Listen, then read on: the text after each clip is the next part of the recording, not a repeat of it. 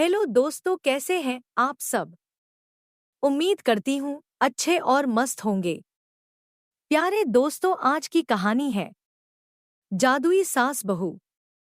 किसी गांव में एक बुजुर्ग महिला शांति देवी और उनकी बहू सीता रहती थी। शांति देवी अपने अद्भुत व्यक्तित्व के लिए गांव में मशहूर थी। वे हास्य और व्यंग्य की सजीव मूर्ति थी और उनके व्यंग्य बाण अक्सर उनकी बहू सीता को निशाना बनाते थे। लेकिन सीता भी कोई कम नहीं थी। वह शांति देवी के मजाकिया अंदाज का जवाब बड़े ही समझदारी से देती थी। दोनों के बीच हर रोज ऐसी हास्य भरी नोकझोंक चलती थी कि पूरे गांव का मनोरंजन हो जाता था। यही वजह थी कि शांति देवी और सीता का रिश्ता अनोखा और मजेदार था। सुबह सुबह जब सीता घर के आंगन में झाड़ू लगा रही होती, तभी शांति देवी अपनी मुंह दिखाई शुरू कर देती। वे कहती, अरे बहू, ये झाड़ू तुम्हारे हाथ में लगती ही नहीं है। लगता है झाड़ू के साथ बहू का मेल नहीं है। सीता हंसते हुए कहती, सासू माँ, जब आप जैसा अनुभव हो जाएगा तो झाड़ू भी मेरी बात मान लेगी। शांति देवी सीता की बात पर ठहाका लगाती और कहती, तुम तो बड़े मजे में जवाब देती हो। देखना, एक दिन यह झाड़ू भी तुम्हें छोड़कर भाग जाएगी। गांव की औरतें यह नोकझोंक सुनकर हंसती और कहती, शांति देवी, आप तो अपनी बहू के साथ बड़ी सख्ती करती हैं।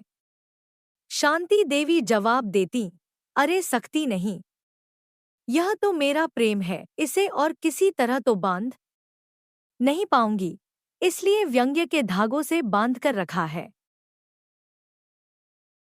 सीता को रसोई का काम करने में शुरू से ही थोड़ा समय लगता था। एक दिन शांति देवी ने चुटकी लेते हुए कहा, बहू, तुम खाना बनाते समय इतनी मेहनत करती हो कि थाली में खाने से ज्यादा पसीना होता है। सीता मुस्कुराते हुए बोली, सासू माँ, मेहनत से बना खाना तो और भी स्वादिष्ट हो जाता है। जैसे आपकी बातें जो व्यंग्य से बनी होती हैं, वह और भी मजेदार हो जाती हैं। शांति देवी को जवाब देने में भी कोई कसर नहीं छोड़नी थी, तो बोली, अरे हाँ, लेकिन मेहनत की भी सीमा होती है। यह न हो कि मेहनत करते करते खाना ही न बन पाए। गांव के लोग जब दोनों की इस बातचीत को सुनते तो हंसी से लोटपोट हो जाते। हर कोई जानता था कि इनकी खट्टी मीठी बातें सिर्फ दिखावा है और असल में दोनों एक दूसरे की बेहद परवाह करती हैं।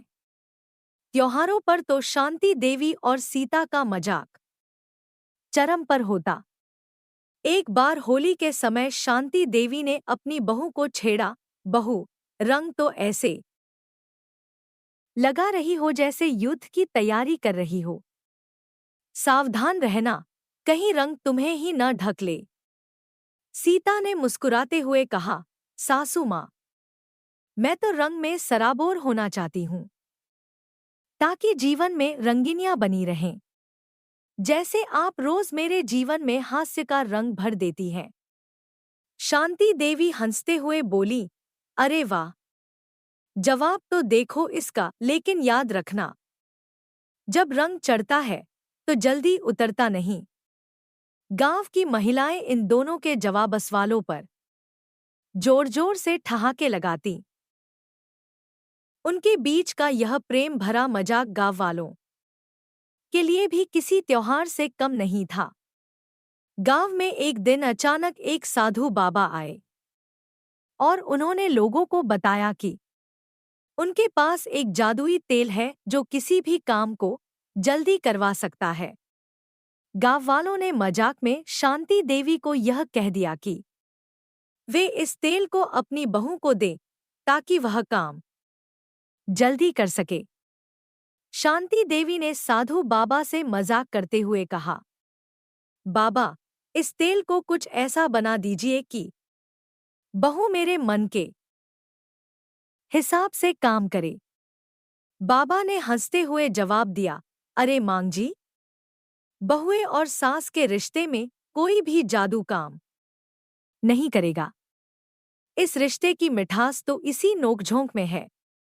इस कहानी से हमें यह समझ में आता है कि सास बहू का रिश्ता चाहे कितना भी उलझा हुआ क्यों न हो, वह हास्य, व्यंग्य और प्रेम से भरपूर होता है। रिश्ता तभी मजबूत और खुशहाल रहता है जब उसमें थोड़ी मस्ती और नोक-झोंक होती है। प्यारे दोस्तों, यह कहानी यहीं पर समाप्त होती है। आपको यह कहानी कैसी लगी? कमेंट बॉक्स में जरूर बताएं।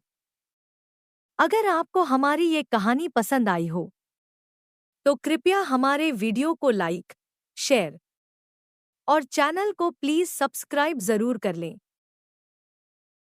इससे हमें मोटिवेशन मिलता है और आप तक ऐसी ही मजेदार कहानियां सबसे पहले पहुंचती रहेगी। प्यारे दोस्तों, नमस्कार।